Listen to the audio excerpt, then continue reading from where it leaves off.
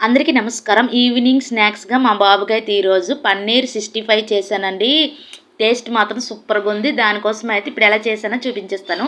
పన్నీర్ అయితే చిన్న చిన్న ముక్కలుగా కట్ చేసుకొని దాంట్లోనే ఉప్పు, కారం వేసేసుకొని దాంట్లోనే ఒక 2 స్పూన్ల కార్న్ ఫ్లవర్, ఒక్క స్పూన్ అనేది మైదా వేసేసుకొని కొంచెం వాటర్ వేసేసుకొని అవన్నీ బాగా కలుపుకొని ఆయిల్‌లో కొంచెం రెడ్ కలర్ వచ్చినంత వరకు వేపుకొని పక్కన పెట్టుకున్నాను.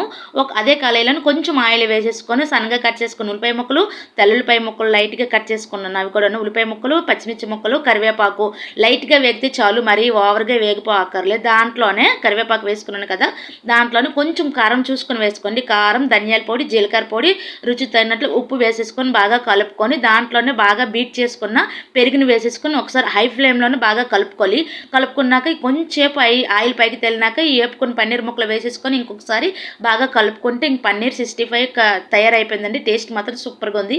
వీడియో గాని నచ్చితే ప్లీజ్ సబ్స్క్రైబ్.